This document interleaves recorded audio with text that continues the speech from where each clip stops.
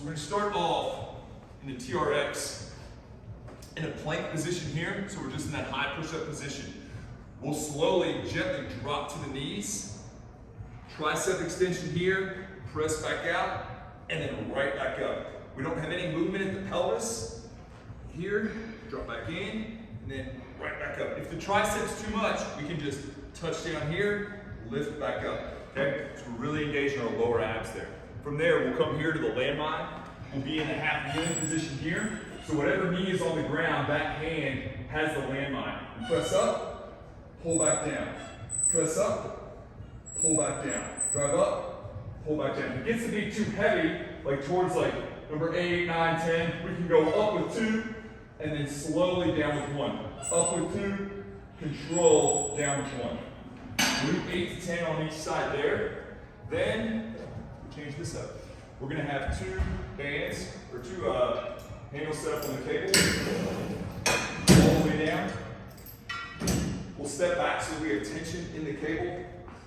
We'll squat down and we just have a nice big row right here. Squeeze the shoulder blades together, let the shoulder blades protract. So the shoulder blades are riding around that rib cage. Squeeze the shoulder blades together, let it back out. We'll do 12 to 15 here, and then we'll have 4 rounds. So we've got 8 to 10 here on the kneel down tricep extension, 8 to 10 here on each side, and then we're gonna do 10 to 12 here on the rows. We have 4 total. Second circuit, we're gonna have the kettlebell at our chest. We're gonna hold here, hold the kettlebell tight to your body. Don't let those arms go out everywhere. Hold everything, kind of squeeze your torso with your arms and with the kettlebell. We're gonna take a 45-degree angle back. We're gonna pivot. Notice both feet pivot, so they're still pointing both the same direction. Then I'm gonna power out of this leg and end up back where I began. So a full rep will look here, load up, pop out. Load up, pop out. Make sure that we're not doing a slow motion version, down, up, around, here. We want to explode out of there. That means you got to ditch the weight. We can still be friends. We're going to do 8 to 10 on the left side. Then we'll move over to the other side and do 8 to 10 reps as well. After that, we're going to get a rack hold. 2 kettlebells up here. Our rack hold, our elbows can be down or up, but never out. We want them up, down, anywhere in here is fine. I like them squeezing that body. Our rear foot's going to be elevated. We're just going to perform a simple squat and our rack hold. Pull that back knee down, load this front hip, and we're straight up and down. We're gonna have 8 to 10 reps on the left, 8 to 10 reps on the right. We'll have 4 reps. So our last circuit, we're gonna be in an inverted row. So you're gonna set up a barbell, you can set up a TRX, something to hold on to up here, and then we're gonna elevate our legs. Now, the more you drop your hip, a little bit easier it's gonna be. If it gets to be too much and you can't perform this full lift here, pull yourself all the way up, pause, let it back out, then we can drop our feet back down to the ground. The straighter your legs are, the more challenging this will be. The more you bring your feet back to you, the easier it will be. You don't have to stay in one spot for everything. So if you do 5 or 6 reps with your feet up and then you're struggling, bring your feet back down. We're gonna do 8 to 10 total rows. Again, pulling our chest up to the bar, brief pause, return it back out. Don't just drop like that. Row up, control the descent. Row up, control the descent. Remember, we're trying to pull our torso through our shoulders. We're not trying to pull our hands to our body or roll or dump our shoulders or twist our spine or throw our hips.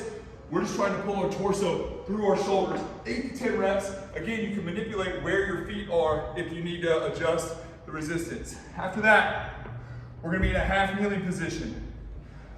The up foot, we're gonna sit back a little bit, hold 1 dumbbell with both hands.